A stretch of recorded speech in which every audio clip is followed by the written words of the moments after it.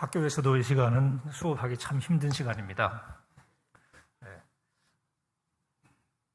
한숨 자면 딱 좋을 만한 시간인데, 그죠? 네. 듣는 여러분들도 조금 이렇게 힘드시지 않을까 싶기도 한데, 네.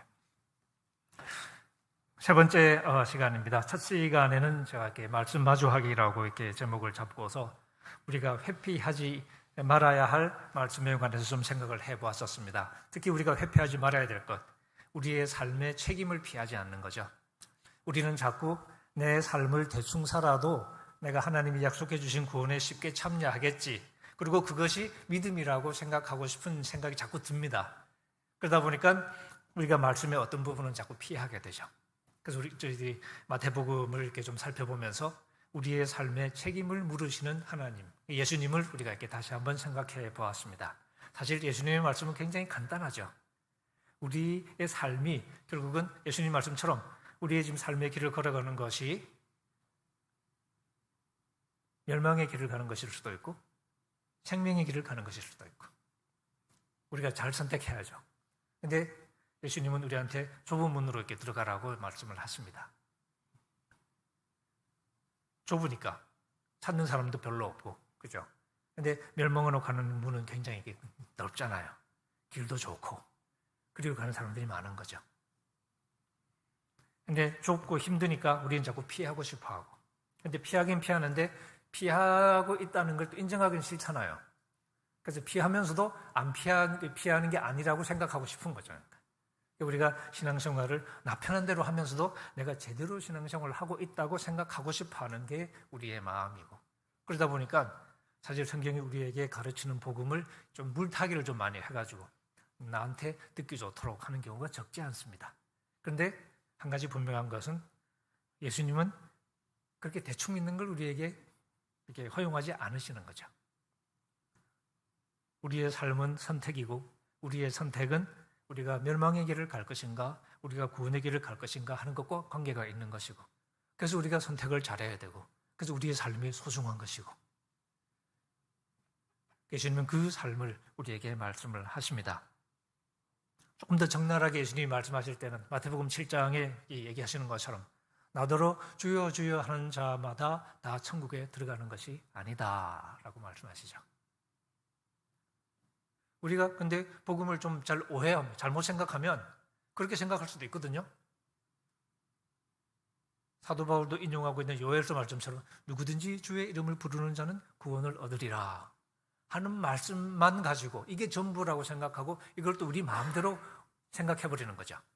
그래서 주의 이름을 부르면 우리가 구원을 받는다라고 생각하면서 그걸 어떻게 끌어가냐면, 이제 우리가 주의 이름을 부르면 설사 내가 내 삶에서 좀 잘 못해도 우리 예수의 공로로 내가 구원을 받는다라고 생각을 하게 되기도 한단 말이죠.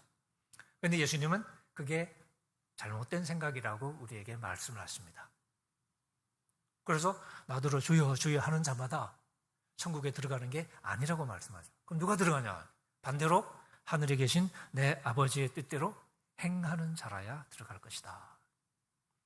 그 지점에서는 예수님은 아주 선명하게 말씀하십니다. 우리가 우리의 삶을 회피하면서 하나님 나라에 들어갈 수 있는 길을 찾는 게 잘못된 생각이라는 거죠. 그래서 우리는 우리의 삶의 책임을 회피해서는 안 된다는 거죠. 그래서 우리는 이 말씀을 마주할 필요가 있다는 거죠.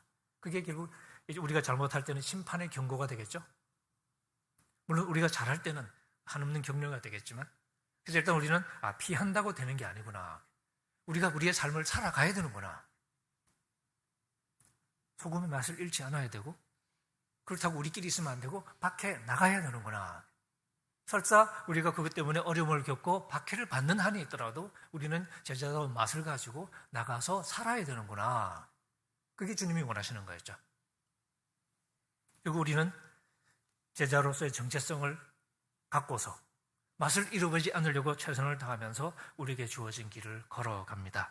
우리 히브리서의 말씀대로 하자면 뛰어간다라고 말을 해도 좋겠죠.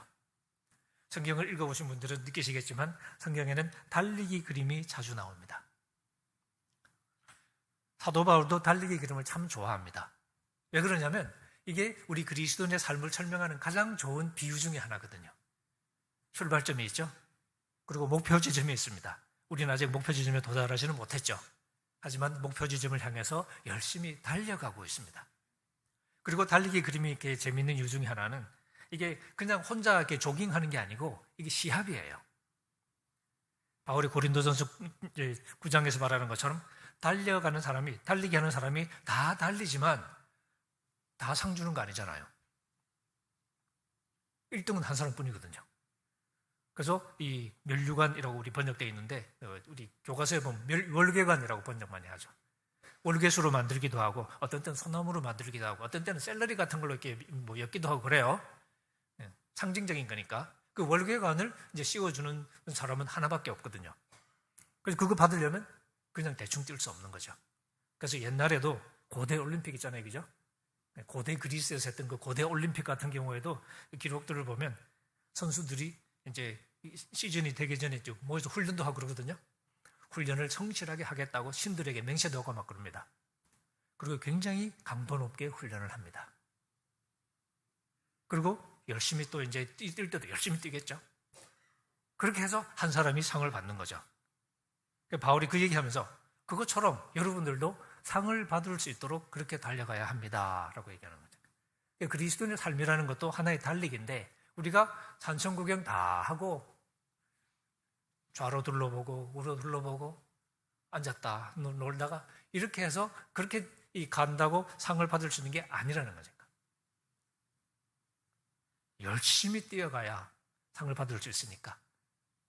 바울은 바로 그런 것이 이제 절제 이미지로 설명을 합니다. 우리가 하고 싶은 거 다 하고 먹고 싶은 거 다 먹고 그래서 될 게 아니라는 거죠.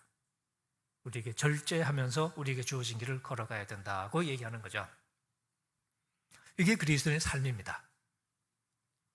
예수님도 우리에게 그렇게 얘기하시고 바울도 그렇게 얘기하고 있고 그게 우리가 이제 가야 될 길인 거죠. 근데 우리가 그런 길을 걸어가는 게 쉽지는 않죠. 쉽지 않으니까 우리가 말씀의 도움을 필요로 합니다. 우리가 가는 길이, 내가 뛰어야 될 길이 때로는 확실하지 않으니까, 어두우니까, 그래서 등불이 필요하고, 내가 가야 될 길이 확실하지 않으니까, 그래서 우리가 빛을 필요로 하고, 걸어가야 하니까. 그래서 우리가 말씀의 이끌림을 받아서 조금씩 우리의 길을 걸어가는 것이죠. 그것을 히브리서는 바울처럼 달리기 그림으로 그려내고 있습니다. 달려가자는 거죠. 그 얘기하기 전에 사실은 우리가 11장을 지나서 12장으로 오는 건데 우리는 안 읽었지만 11장은 히브리서에서 그래도 인기가 가장 좋은 장입니다. 보통 믿음장이라고 부르는. 이게 성도들이 이제 워낙 힘이 들고 지쳐가니까 이제 이 저자가 하는 일 중에 하나가 뭐냐면 좀 이렇게 간증 집회를 좀 해야 되겠다.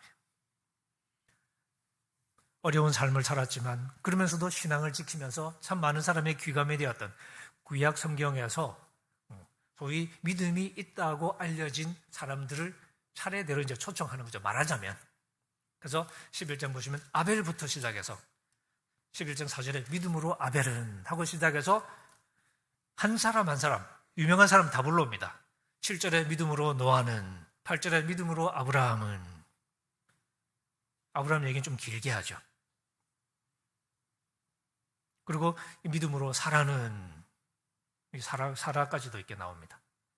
그리고 이제 다른 인물들도 쭉 나오죠. 이렇게 일일이 그 사람들을 소환해서 그들의 믿음을 보여주는 거죠. 그 끝에 12장으로 넘어오면서 그러니까 여러분 보세요. 우리에게 이렇게 구름처럼 빽빽하게 둘러싼 수많은 증인들이 있지 않습니까? 믿음의 증인들. 우리보다 먼저 살았던 어려운 삶을 살았지만 그러면서도 인내하면서 믿음을 지켰던 이 사람들 우리가 보고 우리도 힘을 냅시다. 그래도 우리도 모든 무거운 것, 얽매기 쉬운 죄를 털어버립시다. 결단하자는 거죠. 그리고 인내하면서 우리 앞에 당한 경주, 우리 앞에 놓여 있는 우리가 달려가야 할 길을 달려가자는 이야기를 하고 있습니다. 근데 달려가는데 이게 믿음의 경주가 쉬운 일은 아니겠죠? 지금 히브리서 독자들에게도 쉬운 일은 아닙니다. 왜? 인생 자체가 힘들잖아요. 그냥 사는 것도 힘든데 예수 믿는 사람으로 사는 건 더 힘들잖아요. 그러니까 지금 이 독자들도 포기하고 싶은 생각이 막 드는 거죠. 그런 성도들을 독려하는 거잖아요. 어떻게 독려하냐? 결국 우리의 마지막 의지할 곳이 어디냐? 2절로 넘어가면 믿음의 주요 또 온전케 하시는 이인 예수를 바라보자.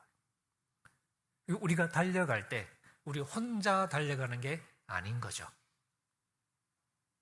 이게 믿음의 주라고 번역이 됐는데요. 이 믿음의 주라는 단어는 사실은 보통 우리가 주라고 말할 때 하는 그 단어와 좀 다르게 조금 아쉬운 번역인데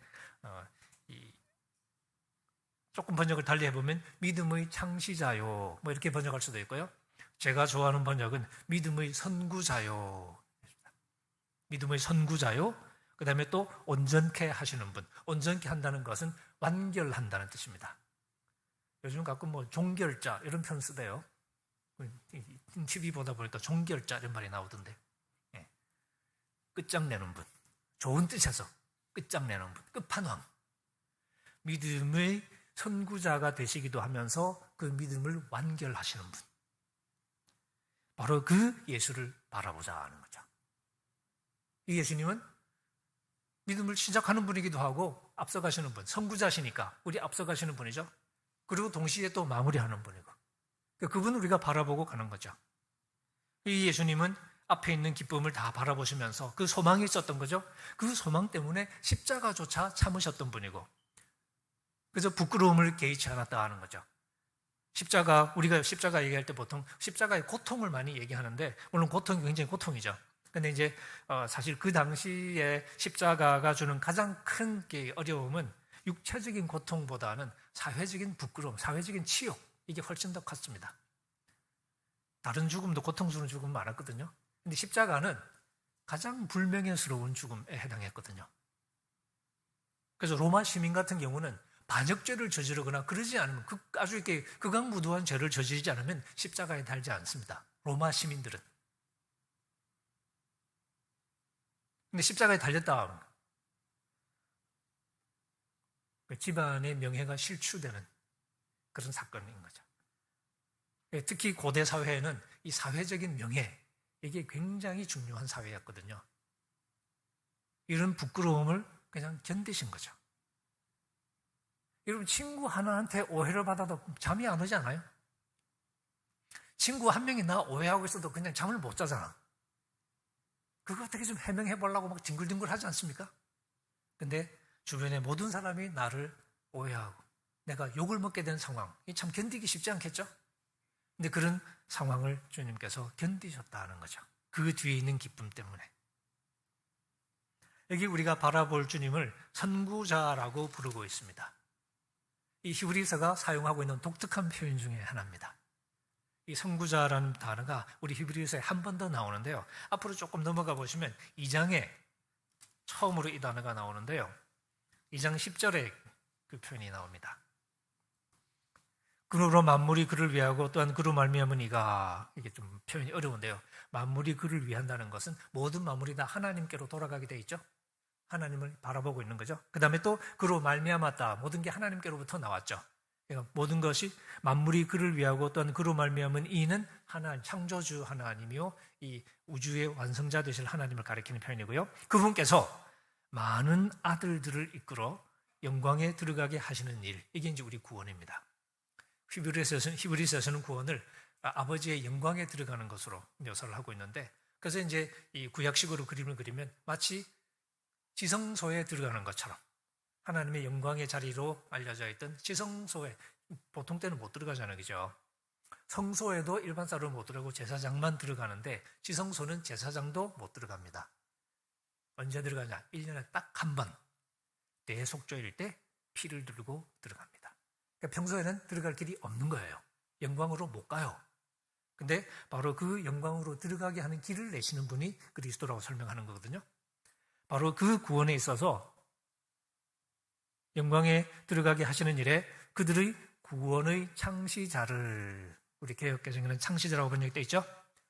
그분을 고난을 통하여 온전하게 하심이 합당하다. 이게 구원의 창시자라고 번역된 단어가 아까 우리가 12장에서 읽었던 믿음의 주요 하는 것과 똑같은 단어입니다. 여기서는 창시자라고 번역을 했습니다. 여기서도 저는 선구자라는 번역을 저는 씁니다만은 뭐 창시자도 나쁘지는 않죠.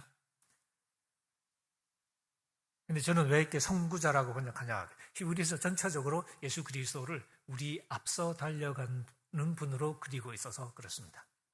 예수는 어떤 분이냐? 우리보다 한 걸음 먼저 가신 분. 그냥 가시는 게 아니라 길을 개척하면서 앞서 가신 분. 그래서 우리로 하여금 그 길을 따라올 수 있도록 하시는 분이라고 그림을 그리거든요. 그게 창시자 혹은 선구자. 그래서 이 히브리서를 읽다가 보면 실제로 선구자라고 문자 그대로 번역할 수 있는 표현이 한 번 나옵니다. 그게 이제 6장에 보시면 6장 20절을 한번 보실까요? 19절, 20절을 제가 한번 읽어볼게요. 히브리서는 또 이제 소망을 굉장히 중요하게 생각하거든요. 우리가 가진 구원의 소망, 이게 소망이 없으면 우리 인생에 소망이 없어지는 순간 우리가 살맛을 잃어버리잖아요. 예를 들어서 아들이 뭐 호르몬이가 애를 키우는데 이제 굉장히 힘든 환경이지만 애가 다행히 공부를 참 잘해가지고 애가 희망이야. 근데 걔가 사고로 죽었습니다. 좀 이따 엄마도 죽었어요. 살 의미가 없는 거죠. 아들 하나 보고 살았는데 그 아들이 죽고 나니까 자기가 사는 게 의미가 없다고 생각했던 것 같아요. 그래서 엄마도 죽어버려요. 우리 인간이 사실 그렇죠. 그러니까 희망을 잃어버리면 더 이상 우리가 설 수 있는 기력이 없는 거죠. 아닌 것 같지만 오늘 우리가 살아가는 우리의 이 생각의 바닥에 보면 뭔가 더 나은 것에 대한 희망, 내일에 대한 희망이든지 뭐든지 우리가 희망이 있기 때문에 사실은 오늘 이렇게 두 발로 설 수 있는 건데 그 희망이 없어지면 안 되잖아요. 그죠? 히브리서 저자는 우리 그리스도인 역시 앞에 있는 구원을 바라보는 희망, 이 희망이 우리를 지탱한다고 얘기하는데 19절에 보시면 이 소망을 가지고 있는데 이거는 영혼의 닷과 같다는 거죠. 닷 여러분 아시죠? 배, 영혼의 앵커. 그러니까 배가 표류하지 않도록 배를 잡아주는, 우리의 인생이 표류하지 않도록 우리를 잡아주는 우리 영혼의 닷과 같다는 거죠. 그러니까 소망이 그렇다는 겁니다. 구원의 소망이. 그래서 닷과 같아서 튼튼하고 견고하다는 거죠. 우리를 확실하게 붙잡아준다는 거죠. 그래서 휘장 안에 들어갈 수 있게, 아까 설명드린 것처럼 휘장 안이라는 것은 지성소 안으로, 아버지의 영광의 임재 안으로 들어가는, 구원받는다는 말과 사실상 같은 이야기라고 생각하시면 되겠습니다. 그리고 20절, 그리로 앞서 가신 예수께서, 이렇게 나왔죠. 그리로 앞서 가신이라는 표현이 나왔는데 우리 한글 성경에는 앞서 가신하고 이렇게 형용사 꾸며주는 것처럼 번역했지만 실제로는 명사입니다. 앞서 가신 분, 예수. 앞서 가신 분이라는 말을 한자말로 바꾸면 앞선자, 선, 구자가 말 달릴 구자죠. 달려간다 그럴 때. 그 글자 그대로 선구자가 되는 거죠. 앞서 달려가신 분, 예수께서 멜기세덱의 반차를 따라 영원히 대제사장이 되어 우리를 위하여 들어가셨다. 그 영광의 지성소로 먼저 들어가셨다는 거죠. 그 구원의 자리로 먼저 몸소 가셨다는 겁니다. 그런데 예수님이 우리 앞서 갔다 하는 이야기가 이제 재밌는 이야기죠. 히브리서에서 예수님을 가르쳐 줄 때 우리가 다른 데서는 잘 이렇게 뚜렷하게 이렇게 배우지 못하는 것 중에 하나일 수 있는데 히브리서에서 강력하게 우리에게 들려주는 이야기, 그게 바로 제가 어저께 우리가 이렇게 말씀을 마주해야 된다, 회피하면 안 된다, 우리의 삶에 책임을 지는 법을 배워야 된다, 이런 얘기도 하고, 오늘 오전에도 이 말씀과 더불어서 말씀을 경험하면서 살아가는 얘기를 했는데, 그러기 위해서는 우리가 사실은 우리의 삶을 살아가는 거잖아요. 그죠? 근데 종종 우리가 그리스도의 구원을 얘기하고 복음을 얘기할 때 보면 많은 분들은 예수님의 그림을 그릴 때, 그렇죠? 여러분 마음은 어떤지 모르겠어요. 사람마다 마음속에 이제 내가 생각하는, 내가 믿는 예수님에 대한 그림을 마음속에 간직하고 있겠죠. 마치 내비게이션처럼 혹은 청사진처럼 내 삶을 내가 알건 모르건 내 삶을 움직여가는 그림이 내 속에 있을 겁니다. 우리가 세계관이라고 부를 수도 있는. 근데 예수님의 그림이 있을 거거든요. 근데 많은 분들에게, 많은 그리스도인에게 가장 중요한 그림은 십자가에 달리신 그리스도의 그림입니다. 어쩌면 지극히 자연스럽죠. 주님의 죽음이 나를 대속하신 주님의 죽음이 내 구원의 토대가 된다는 걸 우리가 알기 때문에. 그런데 문제는 그게 전부라고 생각하는 분들이 상당히 많더라는 거죠. 그게 이제 편식하는 거죠. 근데 실제로 성경은 그런 모습뿐만 아니라 내 죄를 대신해서 돌아가시는 그리스도뿐만 아니라 또 이 히브리서처럼 우리보다 앞서 가신, 그래서 이제는 우리가 그 뒤를 따라가야 할 분으로 묘사하고 있기도 합니다. 여기서 예수님의 가장 중요한 역할은 뭐냐? 우리 대신 죄를 사하는 역할은 전제가 되는 거죠. 하지만 그게 그림의 끝이냐? 그건 출발점인 거죠. 그리고 이제 뭐 하냐? 우리 앞서가시면서 우리가 따라오게 하신다는 거죠. 이게 구원의 과정이라는 겁니다. 근데 이게 따라간다는 게 그렇죠? 우리를 구원한다고 생각했을 때, 예를 들어서 이제 여러분 TV에서 예전에 그 슈퍼맨, 제가 항상 헷갈리는데 빨간 망토에 푸른 쫄바지를 입었죠. 맞죠? 네, 제가 이렇게 빨간색, 파란색 좀 헷갈려서 어떤 게 파란색이지? 슈퍼맨은 날아오잖아요. 슈퍼맨은 날아와서 낚아채가듯이 사실은 문제를 해결하죠. 하나님이 우리를 그렇게 구원할 수도 있지 않을까요? 근데 성경이 가장 희한한, 우리가 어떻게 생각하면 가장 희한한 얘기를 우리에게 들려주는데, 여러분 성탄절 뭐 좀 지나긴 했지만 해마다 성탄절이 되면 좀 이상하지 않으세요? 하나님이 사람이 됐다고 그러셨잖아요, 그죠? 사람이 문제인데 하나님 왜 사람이 되셨을까요? 사람이 아니면 구원을 못하는 건가요? 내 죄를 대신해서 돌아가시는데 왜 굳이 사람이 되셨어야 했을까? 사람이 돼서 내 죄를 대속해야 되니까 우리는 그 정도로만 생각을 하는데, 근데 사람이 된다는 게 그 정도 이유로 하나님이 사람이 되셨어야 했을까? 뭔가 아닌 거죠. 왜 사람이 되셔야 하나? 이런 질문을 가지고 사실 우리가 바울 자신 로마서 같은 경우나 고린도전서 같은 데 읽으면 우리가 어떤 결론을 내리게 되냐? 사람은 사람만이 구원할 수 있다. 조금 이상하게 들리시나요?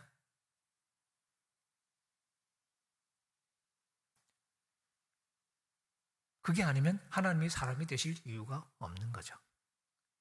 사람이 되셔야만 구원자의 역할을 할 수 있는 거라는 거죠. 바울이 고린도전서에서 그렇게 얘기합니다. 죽음이 사람으로 말미암았은즉 부활도 사람으로 말미암는다.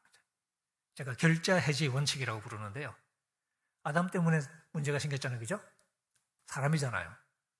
어떻게 해결되나요? 사람이 처음부터 모든 걸 다 할 수는 없겠지만 어쨌든 사람을 통해서 해결될 수밖에 없는 문제라는 거죠. 우리 인간의 삶 속에서 발생한 문제는 인간의 삶이라는 마당 속에서 풀어지는 문제라야지 우리의 삶은 팽개치고 하늘에서 해결되고 우리는 아멘만 하면 되는 얘기가 아니라는 이야기죠. 내가 끼어들어가는 이야기일 수밖에 없는 거죠. 그래서 그리스도는 나를 대신해서 내 죄를 사해주는 분이시기도 하지만 그 십자가와 더불어서 새로운 드라마를 시작하는 분이기도 한 거죠. 그리고 그 길을 가시면서 이제 우리로 하여금 그 길을 따라오라고 하시는 거죠. 근데 우리가 갈 길을 따라오게 하려면 일단 우리 있는 자리로 오시는 거잖아요, 그죠?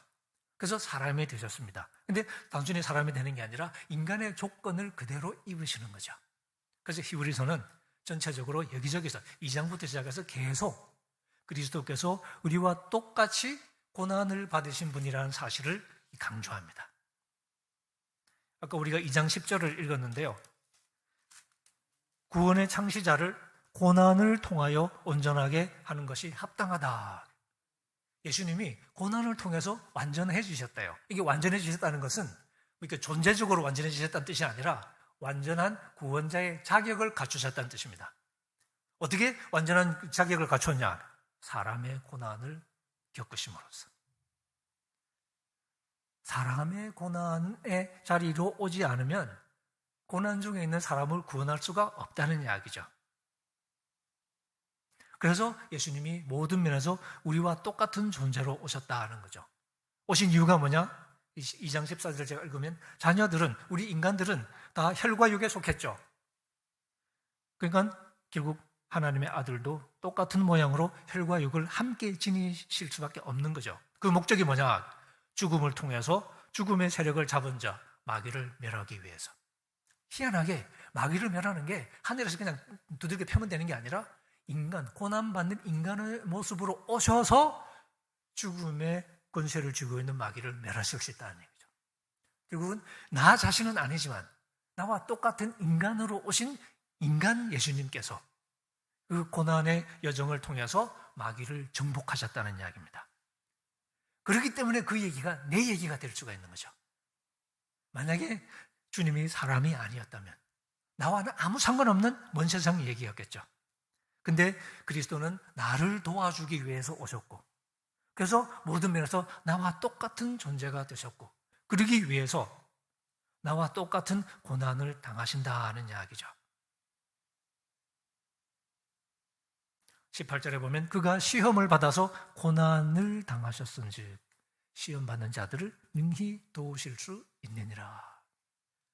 우리가 그리스도와 더불어서 길을 가야 되는데 우리와 함께 하신 그리스도는 우리를 아는 분인 거죠.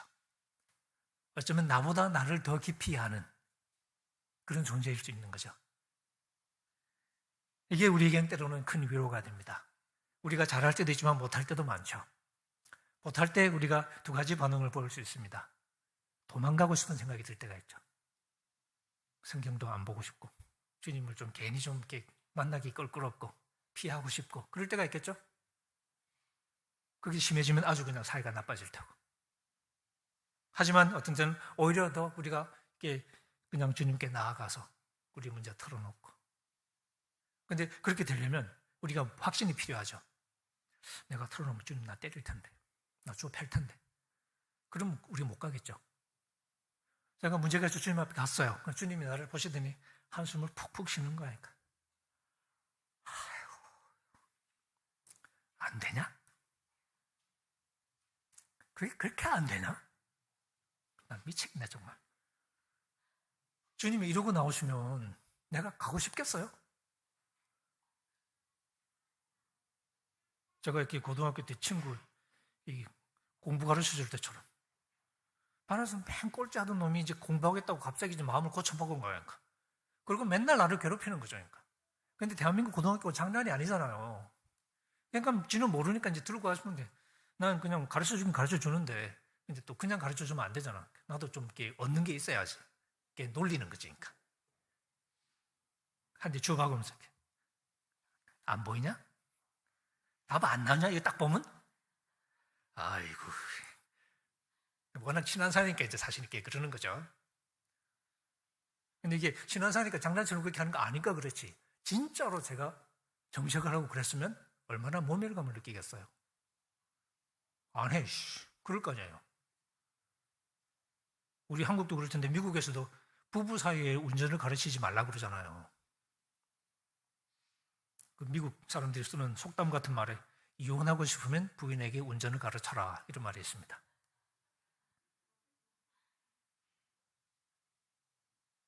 악질하다고 브레이크하고 구분 안 되냐? 뭐 이런.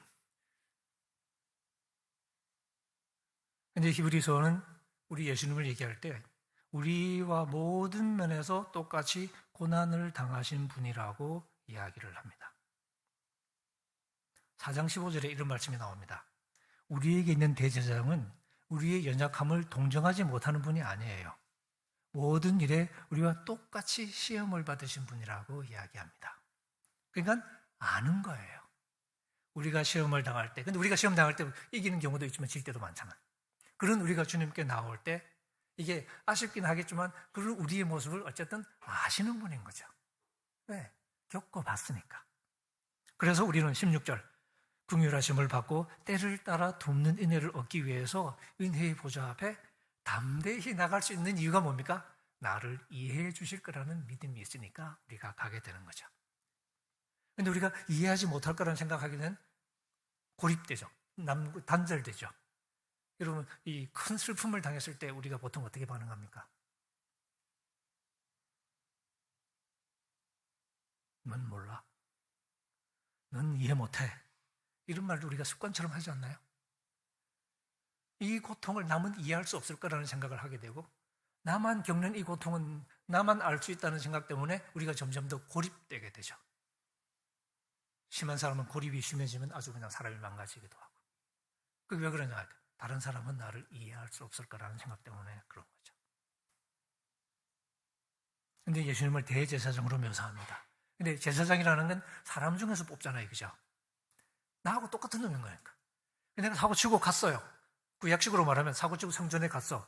제사장이 저를 바라보면 어떻게 이해가 되겠죠? 자기도 나랑 똑같을 테니까. 똑같은 인간이니까. 안타깝긴 하지만 이해가 충분히 되겠죠. 근데 만약에 나와는 정말 다른 어떤 존재가 있다면, 그래서 그런 나를 이해를 못한다면 일단 중재의 역할은 실패하는 거죠.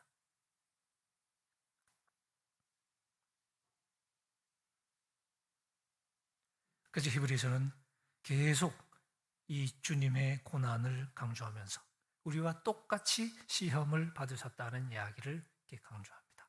무슨 얘기냐? 나를 아시는 분이라는 거죠. 그리고 알 뿐만 아니라 나를 공감하시는 분입니다. 그래서 내가 자비를 호소할 수 있는 분이라는 거죠. 특히 우리가 삶에서 실패할 때 어쩌면 이런 확신이 우리에게 더 필요한지도 모르겠습니다. 고등학생이 하나 있었는데 사고를 쳤어요. 내가 사실 좀 일찍 아버지한테 얘기를 했으면 수습이 좀 빨리 됐을 것 같은데 내가 얘기를 못했어요. 그래서 혼자 어떻게 해보려고 끌다가 사태가 사실 굉장히 커졌습니다. 제가 이렇게 막연하게 말씀드리는데 나중에는 할 수 없이 학교 어쩔 수 없어서 이제 아버지가 나중에 불려왔습니다. 수습을 할 수 있는 만큼 최대한 하고 그리고 이제 아이를 데리고 와서 식당에서 이제 같이 밥 먹으면서 아버지가 얘기합니다. 진작에 얘기하지, 진작에. 그때 아들이 한마디를 툭 던집니다. 무서웠어요. 아버지한테 혼날까봐. 무서워서 말을 못했다고. 근데 한번 말을 못하니까 그 다음에 말을 끊을 수가 없더라고.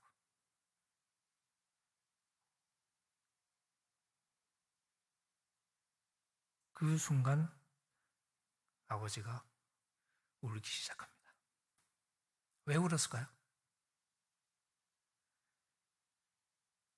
아이가 가장 힘든 순간에 가장 먼저 와서 아빠 큰일 났어요. 도와주세요. 라고 말해야 될 만한 존재가 아버지라 해야 되는데 자기는 그런 아버지가 아니었던 거죠. 오히려 가장 절실한 순간에 무서워했던, 그래서 도와달라고 말을 못했던 그런 아버지였던 거죠. 아버지가 그 사실을 느끼고서는 그 자리에서 많이 웁니다. 아버지가 아니었던 거죠.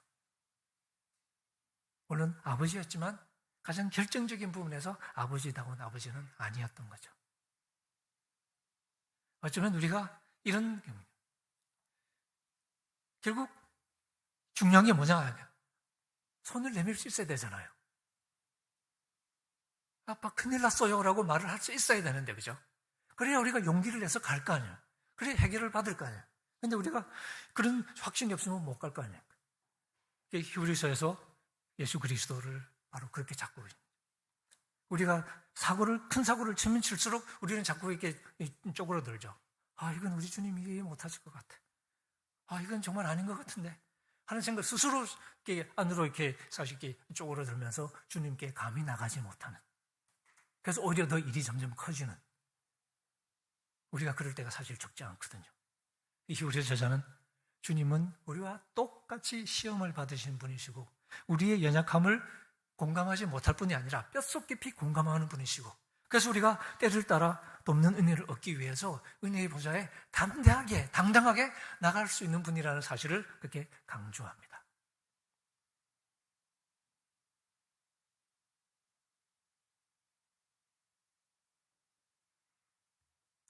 우리의 하루하루가 중요하지 않다면 우리 하루하루의 걸음이 중요하지 않다면 이런 예수님도 꼭 필요 없을지 모르겠습니다.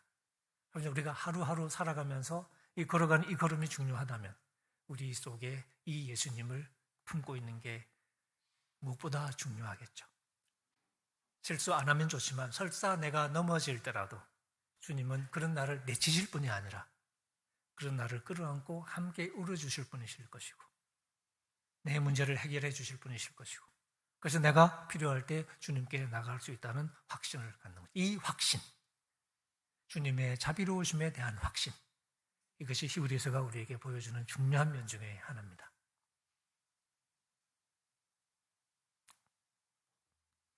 그 다음에 공감만으로 모든 문제가 해결되지는 않겠죠. 물론 공감이 중요하긴 하죠. 상담 공부하는 분들은 아주 많이 아시겠지만 이게 사실 모든 문제의 출발점은 공감이잖아요. 그죠? 근데 공감이 문제의 해결 자체는 또 아닌 거죠. 출발점이 될 수는 있지만.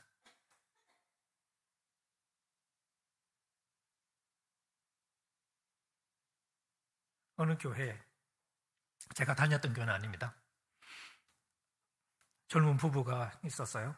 젊은 부부가 참 이렇게 아주 이렇게 나이 드신 분이 보기에도 참 모범적으로 신앙생활 참 잘하고, 그들이 이제 결혼해서 아이도 참 예쁘게 잘 기르고 있는데 어느 날 불의의 사고로 아이가 죽었습니다. 그 부부가 얼마나 이렇게 절망에 빠졌을까요? 모든 게 달라지는 거죠.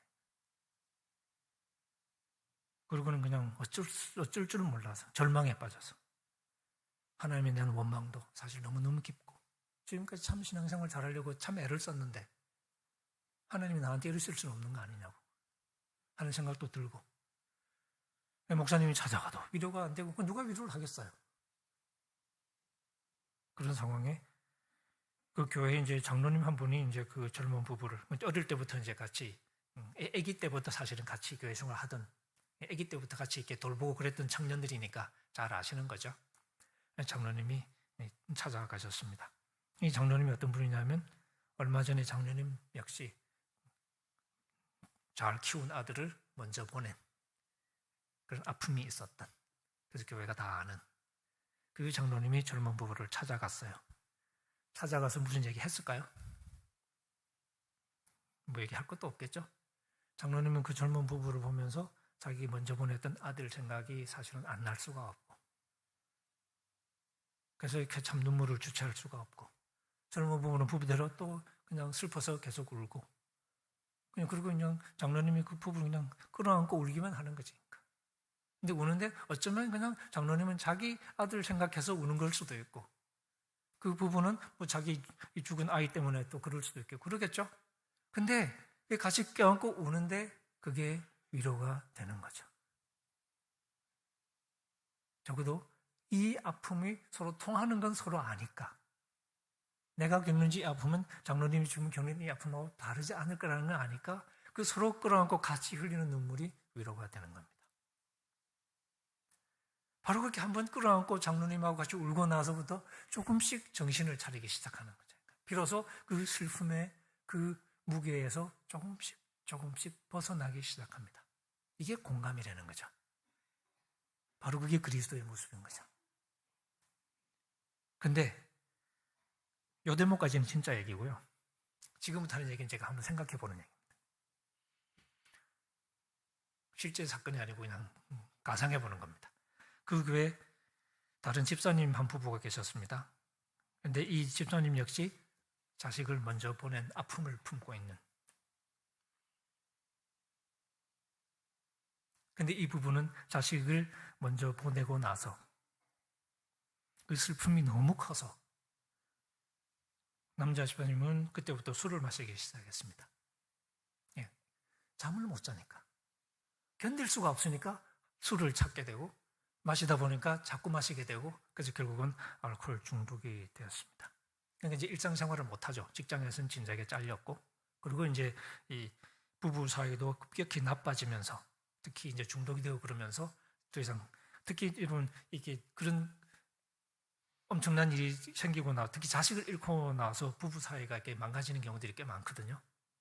특히 서로 해서는 안 될 말을 실수 한번 하고 나면 이게 회복이 안 될 때가 많습니다. 예를 들어서 이렇게 남자가 애 좀 잘 좀 돌보지 라는 말 한마디 하면 끝장나잖아요. 그것처럼 하면 그런 식이었겠죠. 결국 두 사람이 이혼을 하고, 그 남자는 결국은 중독자가 돼서 노숙인 신세로 전락하는 상황이 됐습니다.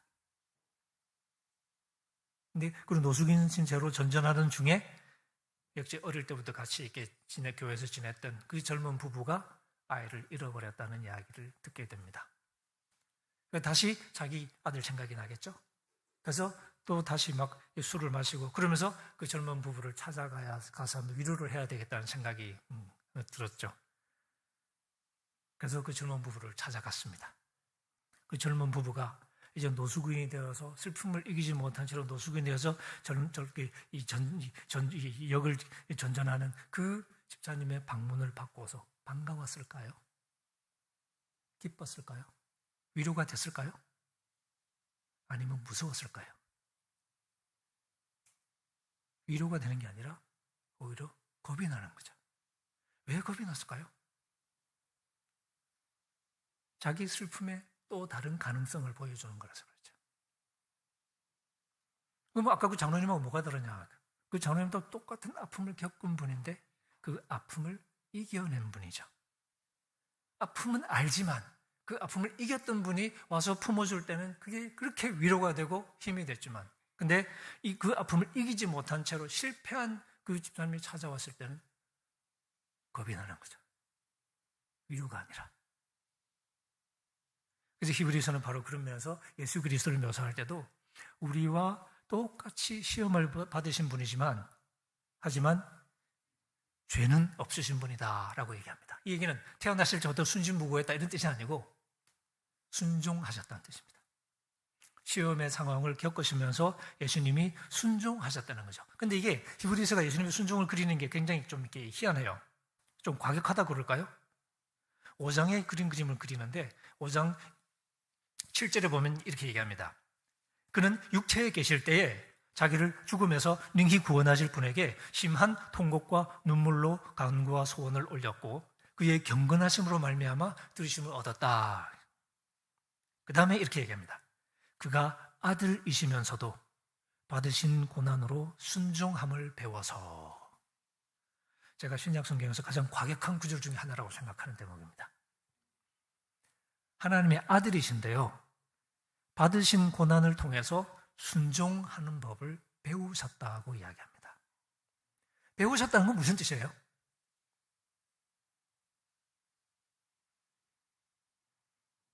우리 반주하시는 분 피아노 치시잖아요. 어떻게 칠 줄 알게 되었어요? 배워서. 네. 그래서 안 배운 저는 못 칩니다. 배워서. 배운다는 것은 우리가 못하던 뭔가를 습득한다는 거죠. 예수님은 하나님의 아들이니까 애초부터 태어날 때부터 순종하도록 프로그램이 딱 되어 있다. 그런 게 아닌 거죠. 그랬다면 그 순종은 큰 의미가 없는 거죠. 그런데 예수님은 우리와 똑같이 시험을 받았다는 거죠. 똑같이 유혹을 당하고 시험을 당했는데 그런 과정 속에서 예수님께서 순종하는 법을 배우셨다는 거죠. 그게 우리와 다른 점이었다는 거죠. 우리와 똑같은 분이긴 한데 우리와는 다른 분이라는 거죠. 똑같은 아픔을 겪었지만 알코올 중독의 노숙자가 되는 대신에 교인들의 존경을 받는 장로님으로 계속 사실 수 있었던 거죠. 그게 이기는 거죠. 예수님도 우리와 똑같은 아픔을 겪으신 분이지만 똑같은 시험을 겪으신 분이지만 그게 우리를 넘어지게 하는 이유가 되지 않고 그것을 이기셨다는 거죠. 그래서 그가 아들이시지만 순종을 통해 받으신 고난을 통해서 순종을 배우셨다는 거죠. 그래서 비로소 완전하게 되셨다라고 얘기합니다. 완전하게 되는 우리를 구원할 수 있는 완벽한 조건을 갖추셨다는 거죠. 이젠 우리를 구원할 수 있는 구원자가 되신 거죠. 그래서 자기에게 순종하는 모든 자에게 영원한 구원의 근원, 구원의 토대가 되셨다고 이야기합니다.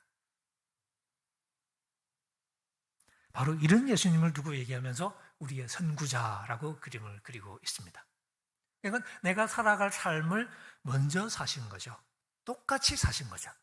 그리고 내가 겪을 시험을 겪으신 거죠.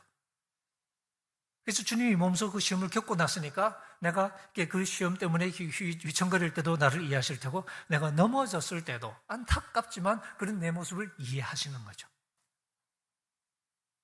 그리고 제가 주님 앞에 나가서 주님 하고 그럴 때 주님이 그런 나를 뭐 이렇게 싸다구를 날리거나 한숨을 푹푹 쉬거나 그런 게 아니라 오히려 나보다 더 슬퍼하면서 그런 나를 품어주시겠죠. 그리고는 힘을 내자고 얘기하시겠죠. 예수님이 그 길을 먼저 갔기 때문에. 바로 이 예수, 우리와 똑같은 시험을 겪었지만 순종을 배우셨던 예수님의 모습을 우리가 바라보는 겁니다. 그 예수님을 보면서 우리 12장에 읽은 것처럼 이런 예수를 우리가 바라보자라고 이야기하는 거죠. 이 예수를 바라보고 우리가 우리 앞에 주어진 길을 달려가는 겁니다. 예수님이 먼저 오셔서 순종하는 법을 보여주셨다는 거죠. 없던 길을 만들어내신 거죠. 예수님이 하늘에서 야, 나 따라와. 그럼 우리가 못 가잖아요. 근데 예수님이 내가 있는 자리에 그대로 오셨거든요. 오셔서 먼저 한 발짝 두 발짝 먼저 가면서 나 따라와. 그럼 우리가 따라가죠. 그게 히브리서가 우리에게 그려주는 삶의 그림이고 이게 구원의 과정이라고 이야기를 하고 있습니다. 이건 우리의 삶을 회피하는 얘기하고는 다르죠. 이 예수를 바라보면서 가는 과정. 바울은 이런 얘기를 하면서 예수를 배운다라는 표현을 쓰기도 하죠. 성도들이 잘못할 때 에베소서에 보면 너희가 그리스도를 그렇게 배우지 않았잖아 라고 얘기하죠. 그리스도를 배운다라는 표현을 쓰기도 하고 또 이 디도서 같은 데 보면 하나님의 은혜를 얘기할 때 은혜가 우리를 양육한다라는 표현을 씁니다.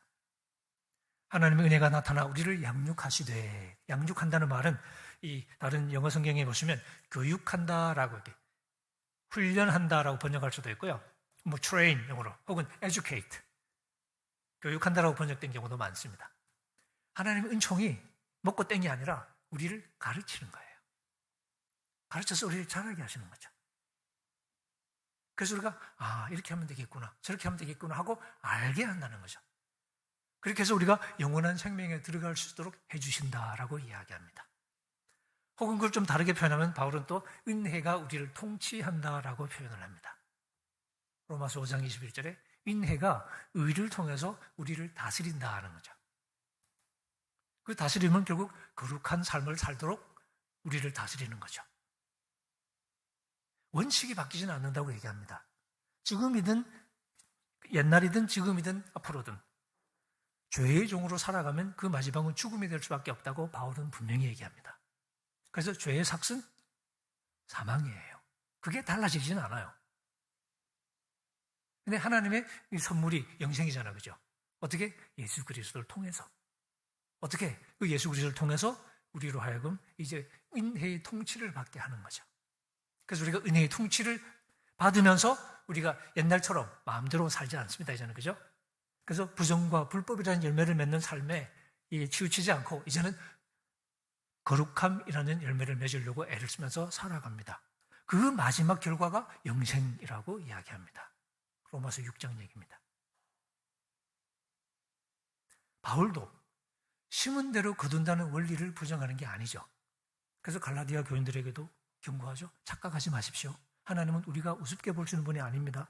사람이 무엇으로 심든지 그대로 거둘 것입니다. 자기 육체를 위해서 심으면 그렇게 살아가면 육체로부터 썩어짐, 부패를 거둘 수밖에 없어요. 반대로 성령에다가 씨를 뿌리면 성령으로부터 영생을 수확할 것입니다. 라고 얘기하죠. 바울도 그 원칙을 부정하지 않습니다. 삶의 책임을 회피할 수 있다고 말하는 게 아닌 거죠. 뭘 말하는 거냐? 그런 삶을 살아갈 수 있도록 우리에게 새로운 삶의 능력이 되시는 예수 그리스도를 말하고 싶었던 거죠.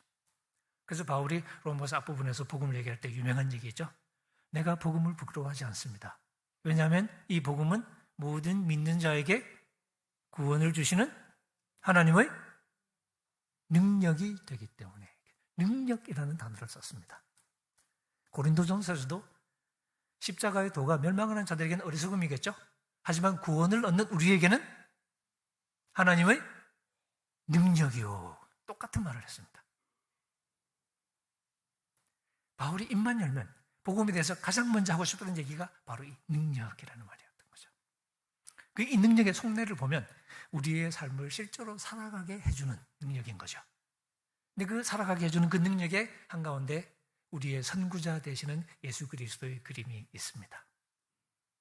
우리의 삶에 찾아오셔서 내가 가야 할 길을 한 걸음 앞서 가시면서 똑같은 시험을 겪으시고 하지만 그 시험을 이겨내시면서 우리가 걸어야 할 길을 만들어내시고, 그리고 이제는 우리로 하여금 따라오라고 말씀하시는 바로 그 선구자이신 예수, 그 예수의 뒤를 따라가면서 우리가 우리에게 주신 구원의 복음을 책임 회피하는 수단으로가 아니라 실제로 우리에게 주어진 삶을 마주하면서 내게 주어진 삶을 하루하루 살아가는, 그래서 최선을 다해서 성령의 열매를 맺어가는, 그래서 결국 하나님의 약속하신 영생에까지 이르는 그 소망을 품고서 우리의 길을 걸어가는 바로 그 이야기가 복음이라고 이야기했던 거죠.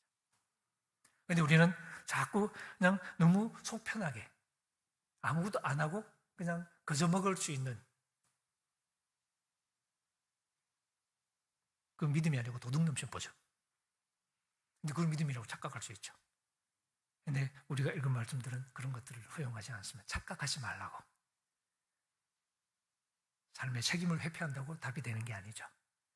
오히려 마주하면서 우리가 할 수 없는 상황에서 우리의 절망스러움도 우리가 인정하지만 동시에 예수 그리스도께서 그 절망스러운 우리를 위해서 죄를 다 해결해 주신 것도 인정하지만 동시에 그분께서 나의 선구자가 되신다는 사실을 우리가 또 바라보면서 선구자이신 예수의 뒤를 따라서 걸어가려고 노력을 하는 거죠.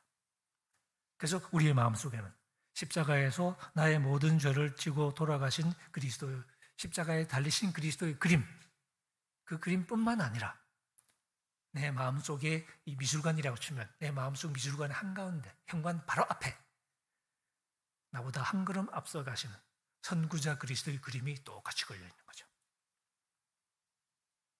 그 그림을 우리가 함께 품고서 우리에게 주어진 길을 걸어가는 거죠. 이게 말씀과 더불어서 달려가는 삶이 될 것입니다. 그러니까 말씀과 더불어 달려가자는 얘기는 결국 이 선구자이신 그리스도를 보면서 우리가 달려가자는 얘기가 될 것이고, 그 삶의 마지막에 영생으로 갚아주신다고 바울은 우리에게 가르칩니다. 이런 벅찬 희망, 물론 우리의 삶을 생각하면 희망 갖기가 쉽지는 않을 거예요. 내가 살아보니까 내가 시원찮잖아. 근데 우리는 자꾸 그런 내 모습에 자꾸 설득을 당하는 거죠. 히브리서 이 독자들도 자기 어려운 삶의 환경에 자꾸 설득을 당하는 거죠. 근데 히브리서 저자는 그런 우리의 연약한 모습에 집착하지 말고 선구자이신 그리스도를 바라보도록 그림을 자꾸 새로 그려 보여줍니다.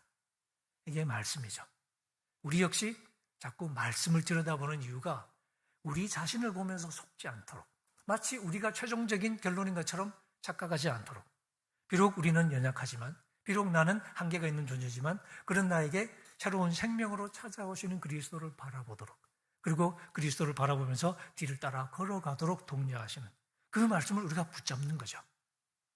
그리고 우리가 당당하게 걸어가는 이 담대함을 잃어버리지 말라고 히브리서 저자가 이야기합니다. 올 한 해 우리에게 필요한 것도 이런 담대함이겠죠.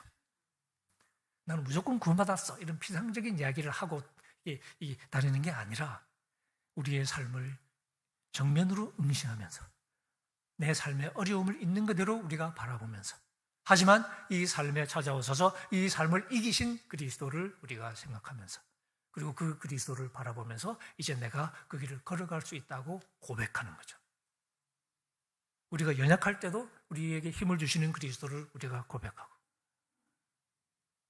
그래서 내가 가는 길이 좀 꽤 어두울 수도 있고 내가 디뎌야 할 자리가 선명하지 않을 수도 있고, 그럴 때 우리가 바로 이 말씀들을 기억하면서 말씀이 내 발의 등불이 되어서 내가 디딜 곳을 딛게 해주고, 말씀이 빛이 되어서 내가 가야 할 방향을 잃지 않게 해주는, 그렇게 열심히 살아가는 하루하루가 이어지면 올해 끝에 우리가 한 해를 돌아볼 때 그래도 참 부족한 게 많았지만 주님의 은혜로 참 그래도 열심히 살았다라고 말을 할 수 있지 않을까요?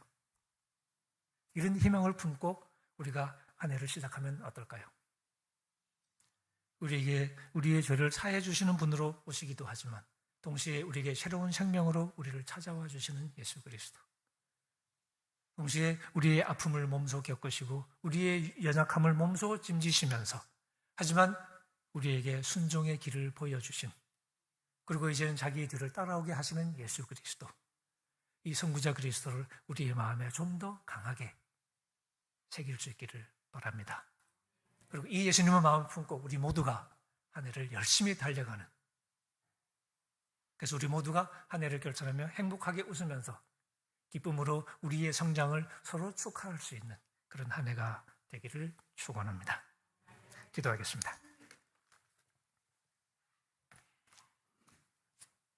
인혜로우신 하나님 아버지, 이 시간 저희들이 선구자 그리스도의 모습에 대해서 한번 생각해 보았습니다.